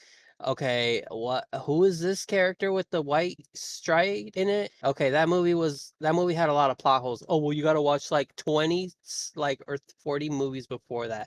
Somebody's going to go, "Yeah, I'm not doing that." Wait, so I heard that Loki is now in charge of time. Yeah, Is this he is. correct? Oh no. He's the one holding the world tree together. So basically, he's holding the multiverse together. Good, good. I'm glad that that's contained entirely in the Loki show that I'll never watch. It's pretty good. It's honestly a little odd that that it's basically like a 12-hour movie. I mean, each episode is like an hour long. There's 6 episodes. I think, in each season. It honestly looks better than it should, but yeah, it is a little long. If you're like just trying to like get the, if you're just trying to get like the PowerPoints, maybe just watch a video on the important parts before Doomsday. But as like a, sit That's down. all this entire thing has been. It's just, well, you have to watch 85 different pieces of media to understand what's going on in Doomsday. Just watch a video about it. You'll be all right. It's like, no, I like when they used to fucking actually make this shit make sense. I remember the build up to Thanos. I don't remember the build up to Doom. Doom showed up in Fantastic Four, and that was it. It's like, okay, I guess this is the big bad for the next movie. I still maintain my my concept that Doom should just step into a portal with all the Jonathan Majors going, yeah, and just throw a bomb and annihilate them or something. It doesn't fix anything, but I think it'll be funny. It's just I don't care. I just don't care. I'll see it like 3 months after it happens. I'll watch a rip of it and just go, yeah, this is about what I expected, but I don't think I'm gonna go see this in theaters. Hey, you said that about the Odyssey, and then you were like, The so only what made you? reason the only reason I went to go see the Odyssey is because Ryder said, "Hey, do you want to go see the Odyssey?" And I was like, "Yeah, okay, I suppose." I had basically already formed my opinion before I saw it, and seeing it didn't change anything. It was, well, it's a little bit better than I was expecting it to be. I People Okay. were talking about how the third act was like the best part of the movie, and I was like, can't really change my opinion on it. And then I watched the third act and I was like, oh, that's actually pretty good. You guys did a good job with the source material. But the rest of it was like a letdown and disappointing. So I was like, it's about what I expected. Okay. So if I were to be like, hey, Sherm, Will I go rewatch the Odyssey? No, I was kind of bored for most of it already. no, I'm saying Doomsday. If I go, hey, Sherm, I literally got tickets. You want to go? Oh, I suppose I'd suffer through 3 hours of bullshit, but Okay. I'd be complaining the entire time. That'll I'd be just fun. just be like, oh yeah, fuck it. Oh weird, it's evil Tony Stark. Who could have seen this coming? That's why they Oh, recast Robert Downey Jr. as Doctor Doom, because he's actually an evil version of Tony Stark. if that is what they do, I'm gonna be so pissed because Doom is just he's not an evil Iron Man. That's just No, not you're right. He's not. However, that's what they're gonna do. God, I hope not, dude. If they do that, if you see me get up, you can come with me. All I'm saying is, like, what is the point besides, like, oh, hey, you guys remember fucking Robert Downey Jr., right? Well, he's back as Doctor Doom. And it's like, okay, well, clearly Sure. he's an evil version of Tony. Like, what else are you guys going to do with this? Absolutely nothing. That's And what they're it, gonna do with it. like, and if they play it straight and they're like, no, this is actually the Victor Von Doom from a different timeline, I'm gonna be like, why does he look like fucking Tony Stark? Oh, it's just what they had to do. Oh, I'll hate that. I'm Well, sure. we were passing the torch. Tony was gone, Cap was gone, Thor was still kind of there, but like it wasn't gonna be a big part of it. And then they're like, "Fuck, we gotta break glass because emergency happened." I don't know, get them all back. Jonathan Majors beat up his girlfriend, and he literally threw the universe into chaos. Break glass. I just like to think in some version of the future, there's a possibility that Marvel stops making movies because Jonathan Majors beat his girlfriend one time, and that's funny to me. Not in the fact that Jonathan Majors beat up a woman, but just the fact that that's such a ridiculous thing that could possibly be real. Yeah, like him beating up his girlfriend led to the destruction, I guess, of their fucking cinematic universe or whatever. That is pretty funny to think about. Well, fuck, think about it. Think about Star Wars. They're not making fucking Star Wars movies anymore. At least not real ones. Like Yeah, it's just they made TV and Grogu. yeah, they made Mando and Grogu, and that's just because that was the most popular thing they still had going at the time. Honestly, they should make an animated movie with that Clone Wars Mall style and just have something else happen. Make it on the low, put it in theaters, make a tight script, don't involve Jedis, hopefully, and then just throw it out there, see what happens. I don't know. They'll never do that. It's not gonna make enough money. You're right. You're right. Disney needs banger hits. It doesn't need small projects. They want billion dollar ideas. I paid George Lucas how much for this property? Yeah, I'm gonna get my fucking money back. I'm gonna run this into the ground as much as I can. Oh, they already did that. You're right. They've been doing that for the better part of like 10 years now, or however long it's been. I'm trying to look here to see if there's been any other trailers or updates. The only thing I have seen is this Zach Kreger trailer for the Resident Evil movie, which I think that's our last thing to look at. But I haven't seen anything else though that really catches my attention as of right now. By the time we do our episode next week, we'll probably see a lot more things. Oh, I'm ready when you are. I like that. That's kind of clean. Raccoon City. I see. Do you like Property Viewer? Do The you only thing I, enjoy Resident Evil Viewer? the Well, only thing I'll Raccoon say City. The only thing I'll say, like, at this time is that I didn't like the shot where, like, he opens the door and they linger a little too long. It's like, I see the typewriter, man. I see it. Come on. Do you See, remember the ink ribbons from 2 or whatever fucking game it was? I think Like, most of them, yeah, do up you until the fourth one. God, if he's on the phone with that girl, it's just like, God, honey, I'm trying to look for some kind of ink ribbon for my typewriter. I would gotta lose it. That probably won't. Okay, well, see, what I don't understand is why does this read more as like a Silent Hill movie than it does a Resident Evil movie to me? Right? It doesn't feel like Resident Evil because Resident Evil is schlocky and kind of B horror. Yeah, Resident Evil is like, what if we threw some fucking paramilitary dudes into fucking funny zombie video game? It's like, it's not this self-serious. This is a weird tone for a Resident Evil thing. And I understand it. He's going more horror with it, which is like the beginning of 1, 2, 3, Code Veronica, 0. Like, yeah, they're kind of scary in the beginning, but by the end of the game, you have a fucking rocket launcher. You know? I don't know. This is like the same kind of thing I have for Clayface, which is like, you have a cool concept here. Why are we wasting it on a fucking property? Like, why can't we just make a cool original movie? I wonder if Zach Kreger's thing was like, well, some of these concepts I have are for Resident Evil, which I don't mind, but like, I was a little hesitant when I heard a third reboot, and then like I heard he was telling his own story during Raccoon City, but then we see that he has a cell phone, and remember Hmm. Raccoon City is technically supposed to take place in 1997. I'm like, okay, I'm not gonna be a stickler about it. Whatever. Sure, do your thing. But I have fucking seen Raccoon City blow up quite a few times now. I'm kind of over it. You know, give me a guy doing spin kicks in Europe. How about that? You know, just give me a Leon Kennedy doing something. Or you're right. This looks good, but it's like tied to Resident Evil now. I don't know. It might be good. You never know. But it is Sony. I don't know why this is a Resident Evil movie and not just like a horror movie. Its own thing. Yeah, because this, like, when I was watching it, I was like, this seems like Silent Hill adjacent more than Resident Evil at all. Yeah, especially with Like Resident Evil is just kind of fucking goofy sometimes. it's like gross and goofy, which Resident Evil is more gooey. If I had to describe it, you know, like with the eye tentacles and the monsters, it's more gooey. With Resident Evil, it's more gross, like especially with some of those monsters. Yeah, Uh, I don't know. This looks fine, but doesn't I don't think I care. okay. I don't care about an original story based in like the events of Raccoon City. I think I'm okay. Okay. Oh, well, I like to hear your side of things. And okay, so that was everything. What a packed episode. We talked about the Odyssey. We talked about, We talked about how every movie studio is corrupt.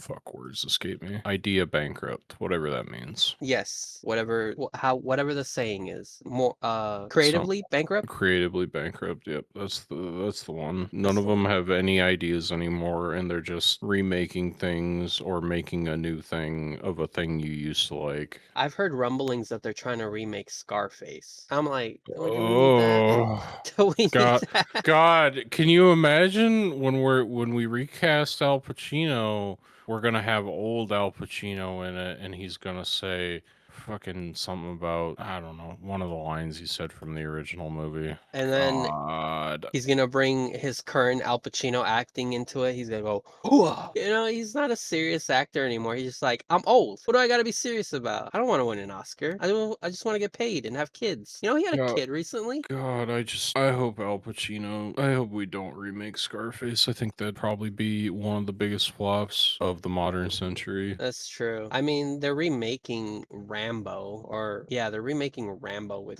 God, that fucking some guy. He's been in stuff, but I can't bother to remember his name. Are you gonna go see the Odyssey at some point? Maybe why? Oh, I was just wondering because now that you've listened to Jorge's version, I think it'd be good for you to see what Nolan did because at least you have a frame for like the more fantastical side of the Odyssey as opposed to Nolan's more grounded version of it. Yeah, I was kind of thinking of. Did you know I own the Odyssey, Iliad, and a couple of other Homer stories? I forgot I bought that book a while back, I like mean, years ago. they're good. I know some versions of the translations are really like tough to read just because of like how dense they are. I should check it out this weekend. The movie, maybe the book too. The movie's like it's fine. Like I was kind of bored until the third act, which The kind of end. make yeah. I mean, the third act is still like probably I don't know, a good 40, 50 minutes of the movie, which for a 3 hour movie is still quite a bit of it. Oh, I guess you're right. It's a 3 act structured movie. The third act, I guess, would be an hour if it's 3 hours. Fuck. I don't know. It's like fine. I was like kind of whatever on it, Okay. but Here, I'll have you tell me about it in a minute here because it's an old myth. I've heard renditions of it. I'll let you tell me about it. Maybe I could take Mihara to it this weekend on a date. oh, Miyahara would love it because it's so hot boy coded. Is it? Well, except for Elliot Page. It's so they them coded. I don't know. It's like I don't it was just like I know different versions of the Odyssey and this was like the most boring to me because I was like, okay, yeah, this is just like what if there was no literal interpretations of the gods. It was like what if we interpreted what the gods were telling us through like the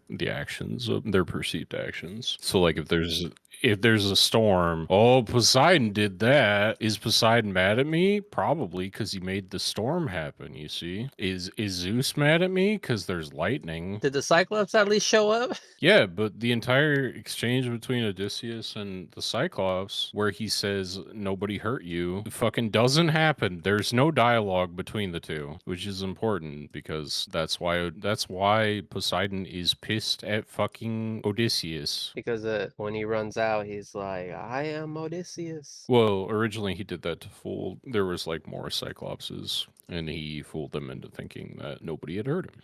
That's Odysseus's thing. He's clever. He's a clever man. But in Nolan's version, he's just kind of like he's good at war, and then he's just kind of cleaning up the mess that his crew made. Also, that's another big thing. You don't have the windbag in Nolan's version, which sure, it's pretty fantastical, but at the same time, you have no idea why like his crew is just pissed at him. And it's like, okay, you can kind of interpret that as like, oh, his crew just wants to go home and they're pissed it's taking so long. But in the actual version, like Odysseus and the crew are pissed at each other because like they opened the windbag and he knows that because he didn't do it. And they're pissed at him because it's taking so long to get home. But there's like push and pull because it's like, well, if you fuckers wouldn't have opened the windbag, we would have been home. So it's, I don't know. You lose a lot in a lot of parts because it's just like, well, elements of the story are missing. So it's like your brain just kind of auto completes what, like, you have to like come up with a reason as to why they're mad, or you have to come up with a reason why Poseidon is mad at Odysseus. Oh, like fake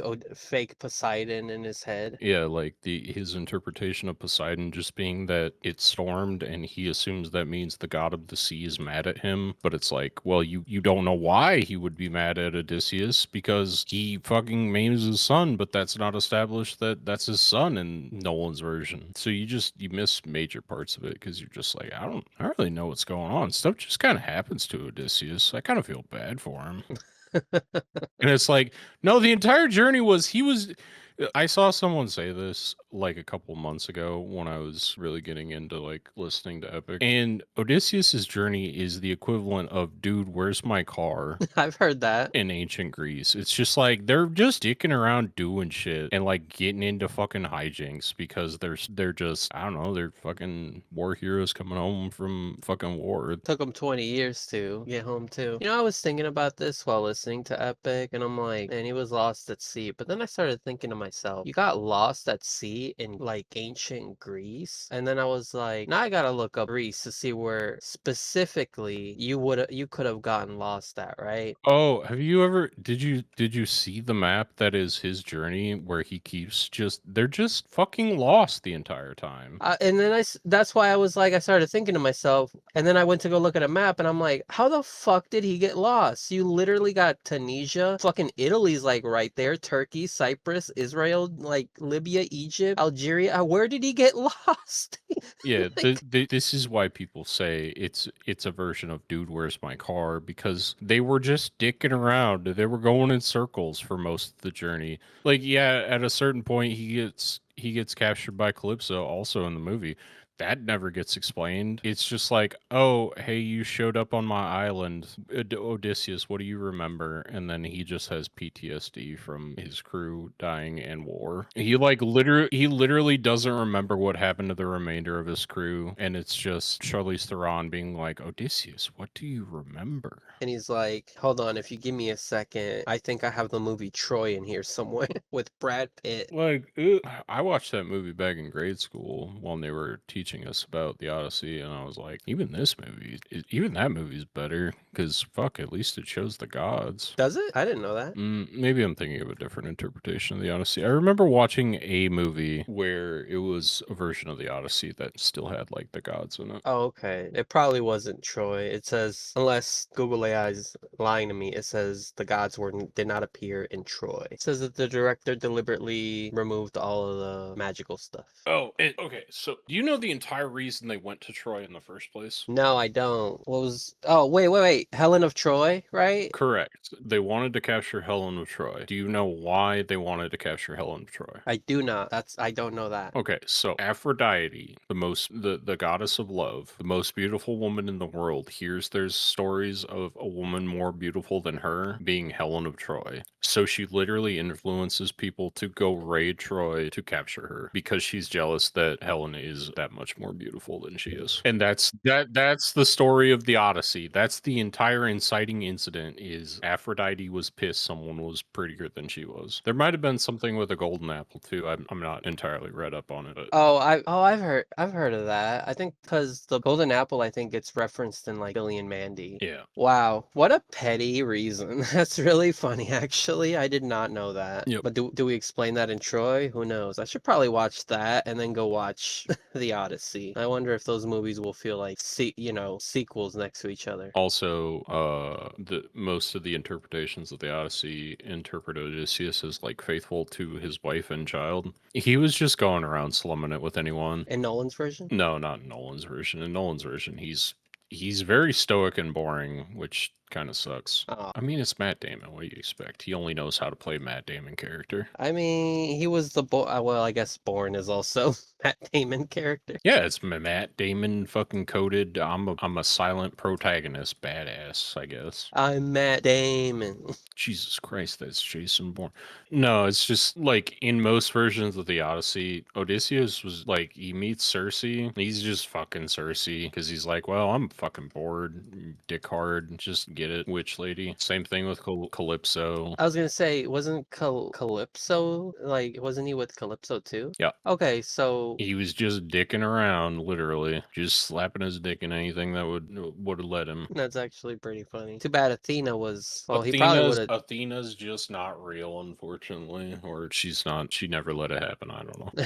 I heard that Zendaya as Athena is mainly just a like representation of his guilt or something in this movie. Is that right? Yeah, Because of a woman that essentially. was killed. Oh, Like I understand what he was trying to do, but in trying to make like the most grounded version of the Odyssey, he made the most boring version of the Odyssey until the end. Like until the confrontation with Odysseus and the suitors, the entire movie just is kind of fucking boring for me. I guess it makes sense that you can turn Troy into an action movie because it's mainly a war. You know, you can, I guess, omit the gods and all the magical, fantastical stuff because you still got dudes fighting and killing each other. That's what I told Ryder. I was just like, man, he should have just made a movie about Troy.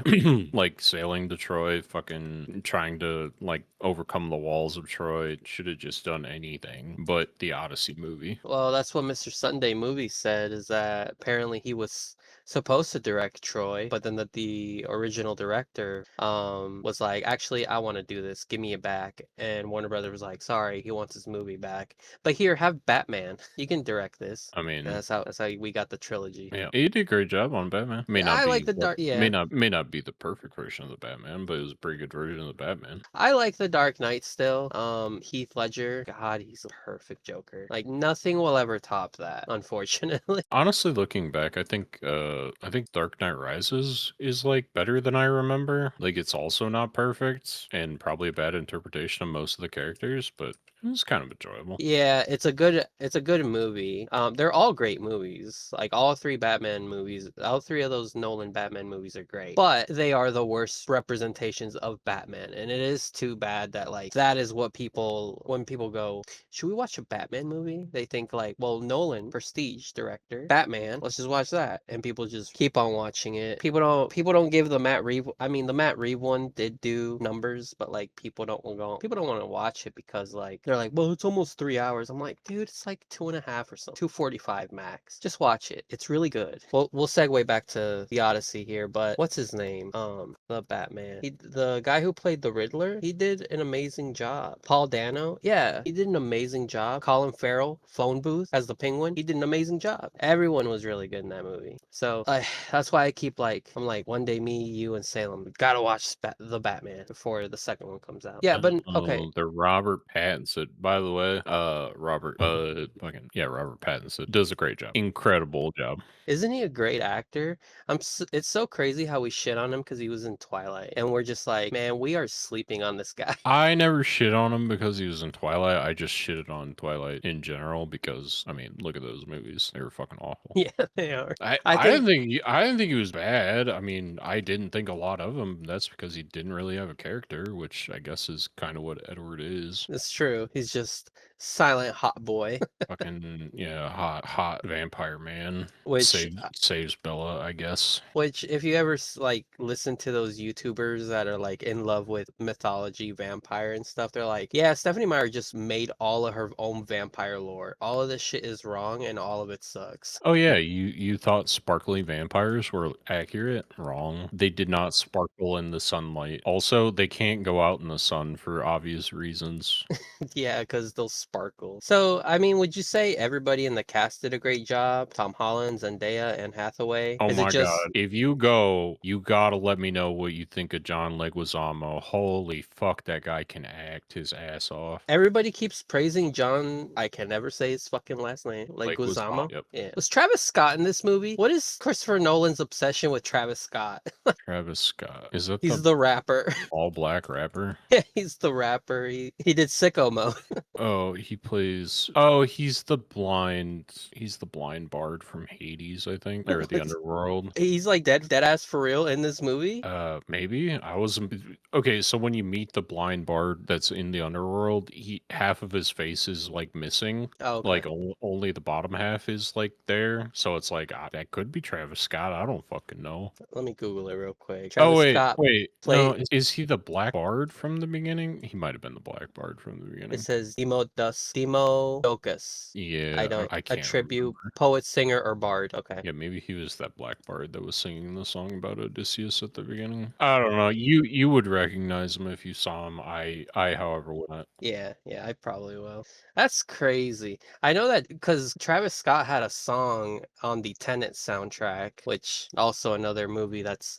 Did you like Tenet? I rewatched it again, and I'm like, I like this movie. Yes, I like Tenet. I'm confused by Tenet. I am too. I'm like watching it. I'm like, this is really interesting. I just don't understand a lot of it. Yeah, I like get it. the guy that made Tenet should not be making a movie about the Odyssey. That's all I gotta say. He should also not be making Batman, in my opinion. He did fine with that. It's Okay, fine. It's not the Batman, but it's a Batman. It was pretty good. let's talk Epic for a quick second here. Probably not a Yep. second, for a bit. This thing, I kind of just remembered that I I told you I would watch it, and I mean, listen to it, and I was like, you know what? I got 4 hours to kill. Let me kill 2 of these by listening to Epic. And when it started, I was like, okay, who's the composer? Jorge Jorge, Rivera? yeah, So Jorge Rivera Harans. Harans, yeah. He, shout out to this dude because he was able to pull me in. Now, does he? I think he sings most of it, right? I don't actually know if he's any of the voices. I think he might. Okay, so originally this was like, from what I understand, this was a student project he started back on TikTok, where he was like concepting the songs and like doing demos where he would sing it. But I think after the fact, after it was like done, then he went out and got like actual voices to do the characters. Okay. Now, because I was like, I noticed that he didn't do that. He did Odysseus, obviously, but it looks like I just Googled it real quick, and it says that somebody named Tegan Early was Athena, Armando Julian was Euro. I fucking hate these Greek names. Eurylochus. Yeah, Stephen Dookie, real name, Polites, Troy Doherty as Hermes, Steven Rodriguez as Poseidon, Luke Holt as Zeus and Eltner, Taylor Sindel as Circe, Annalie as Penelope, and Wanda Harans, maybe related or wife, as Antisilla. Now, shout out to all these people because it was fucking amazing. They were great singers. Yeah. And like I was gonna tell you, I kind of went in with the mindset of I just got time to kill. I honestly didn't even know what I was gonna think because I've told you before, I'm not big on musicals. I kind of don't like them, but this was pretty cool because it told me the Odyssey without me having to watch it. I think that's what I really enjoyed, probably. I think that's the driving factor behind musicals for me, is like, if I have time to listen to something but I can't like watch something, like, because I've listened to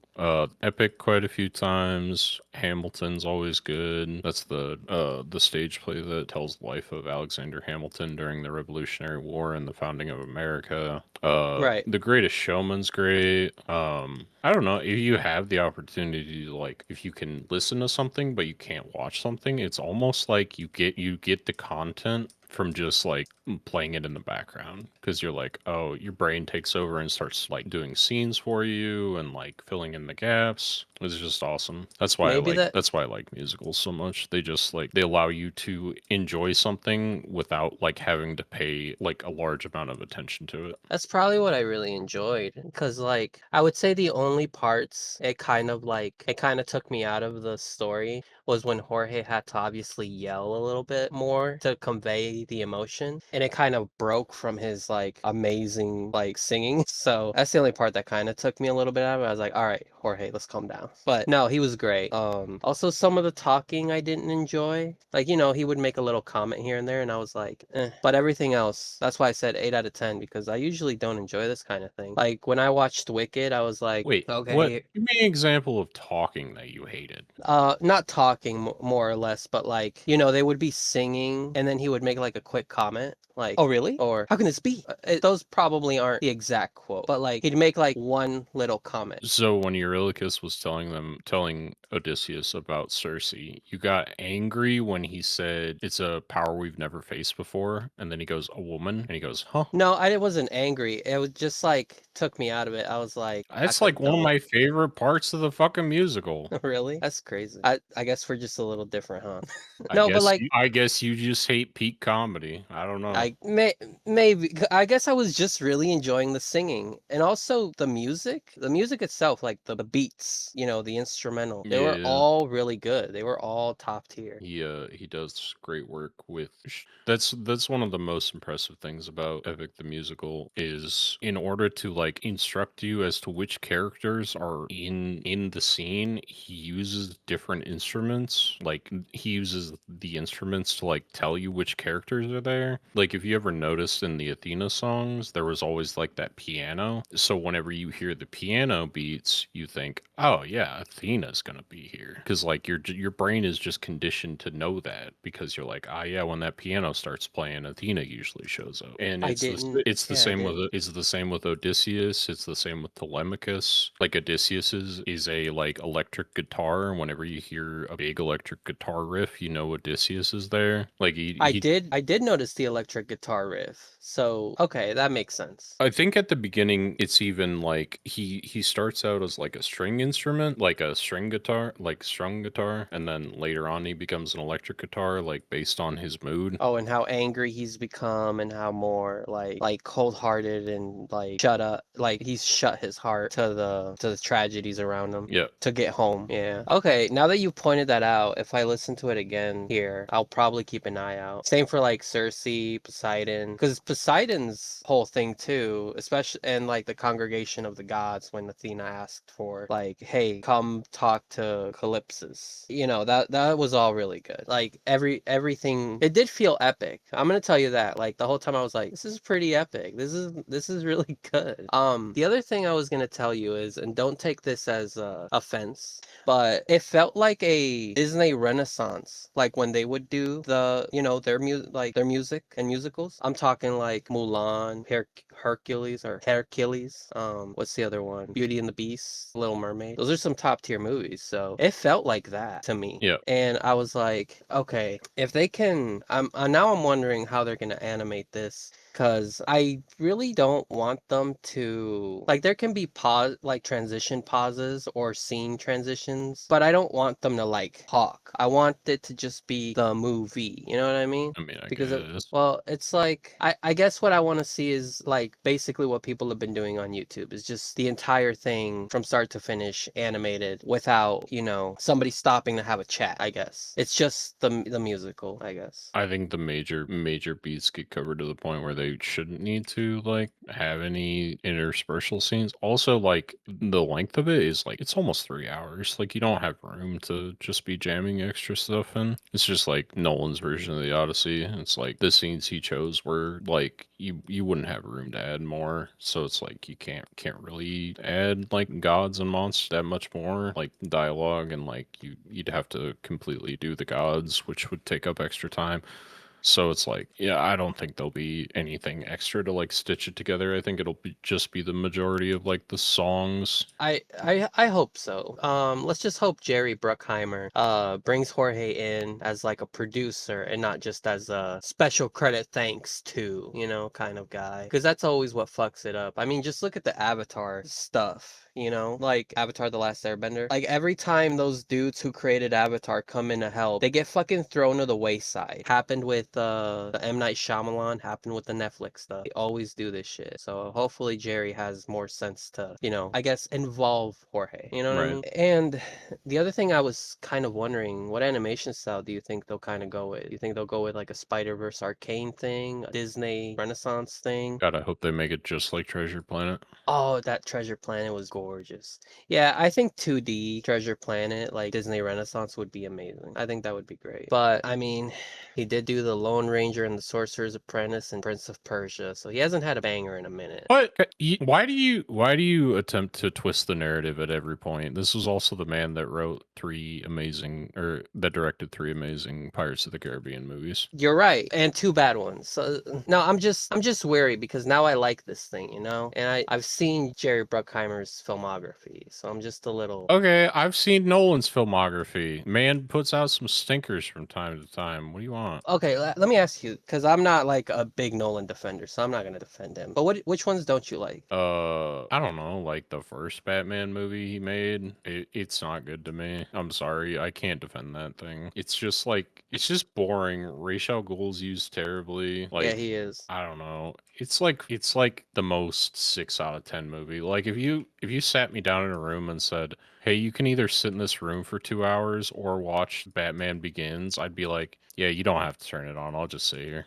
Have you watched The Prestige at all or Insomnia? Neither. I don't think. If I have, I don't remember watching them. I think Which, I only I if yeah, go ahead. well, it doesn't sound like he writes movies that you usually forget about, so I'm pretty sure I haven't seen them. Okay. That was before, so Insomnia and The Prestige were before and after Batman Begins.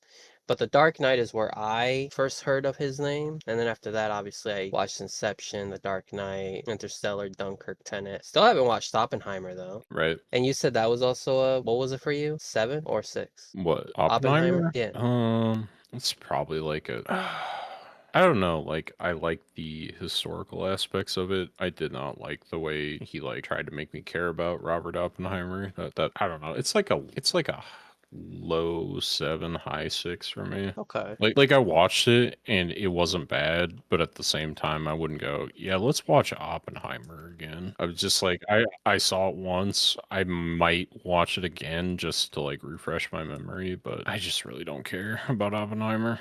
Like I think they could have done so many more cool things with that character, and it was just kind of whatever.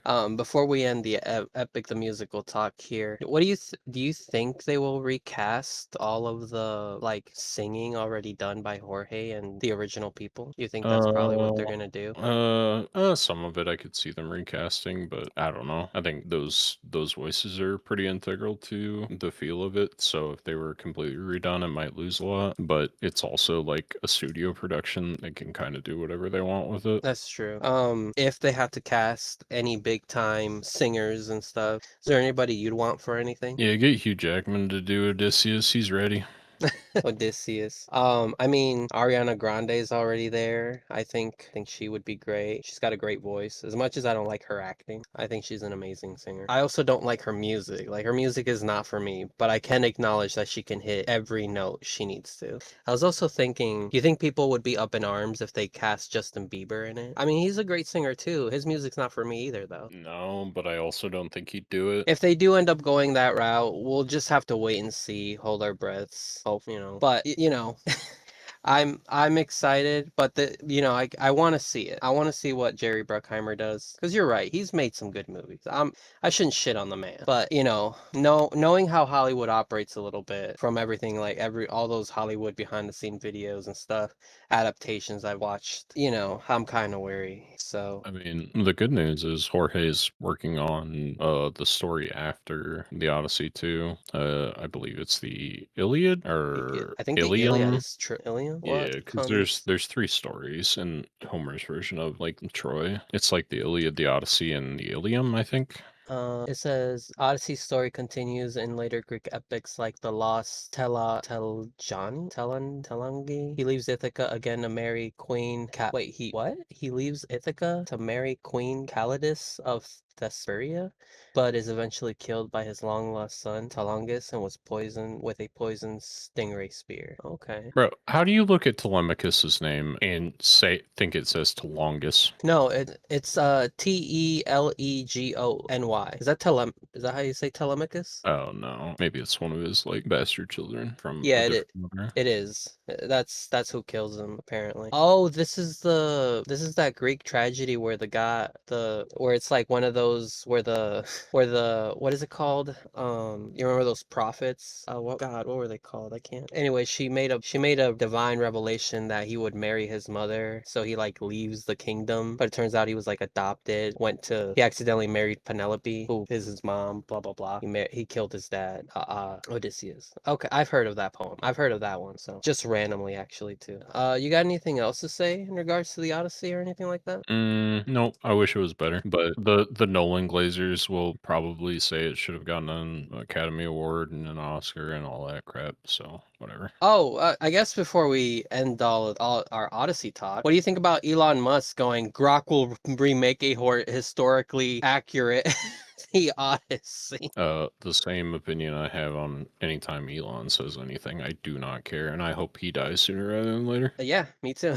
Me too. He's a fucking loser, bro. He's one of the biggest fucking cucks I've ever fucking. Why do we have to be subjected to this like rich cuck? I hate this guy so much, man. So yeah, Elon Musk, go ahead and make your stupid fucking Odyssey movie that's historically accurate with this mythical thing. Hey, make me Dante's Inferno also historically accurate. I want to watch Dante walk into hell. Make that historically accurate as well, you stupid cuck.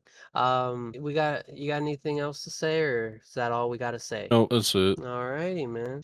Hopefully we can see Salem next week. I might send him anything I think might be relevant in regards to this stuff. But hey, man, I appreciate you. You're welcome. To anybody who's been tuning in, who listens, probably not till the end.